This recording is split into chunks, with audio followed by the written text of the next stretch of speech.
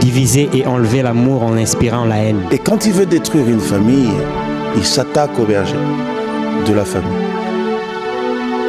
Ça fait longtemps qu'il combat les hommes.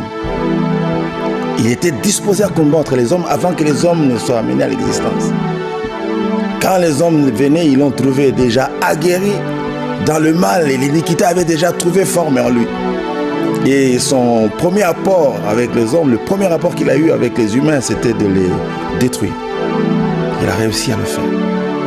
Quand il veut détruire une famille, il commence par le berger. Parce que quand on frappe le berger, les brebis se dispersent. Il connaît la stratégie. C'est pourquoi les mamans sont les grandes victimes de cette affaire.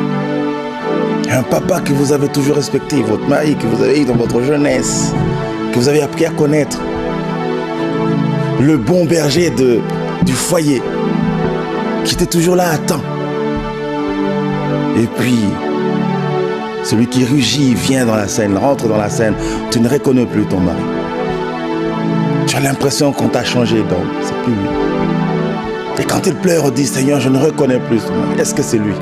Par moment, tu le regardes bien, il dit, mais pourquoi tu me regardes? Non, je veux savoir si c'est encore toi. Le destructeur, quand il rentre comme ça, il frappe sérieusement. Parce qu'il ne veut pas que les bergers parmi les hommes assument leurs responsabilités. Parce que si les bergers parmi les hommes assument leurs responsabilités, lui, son royaume s'éteint. Amen.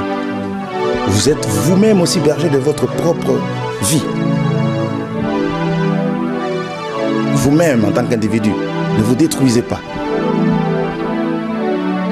N'amenez pas votre corps n'importe où. Ne vous offrez pas à tout le plaisir que le monde peut proposer. Attention, vous pouvez être vous-même votre propre piège. N'allez pas chercher votre ennemi très loin de vous, ça peut être vous-même. Alléluia.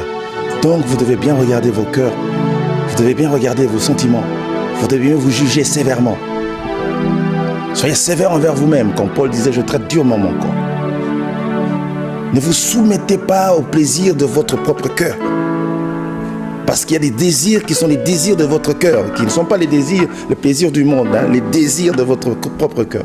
Ça vient de vous-même. Attention, vous pouvez être votre premier ennemi. Ne vous détruisez pas. Si vous êtes le mauvais gestionnaire de votre corps, vous rendrez compte du temple que l'Éternel a institué par vous, qui est sa demeure. Alléluia. Donc, je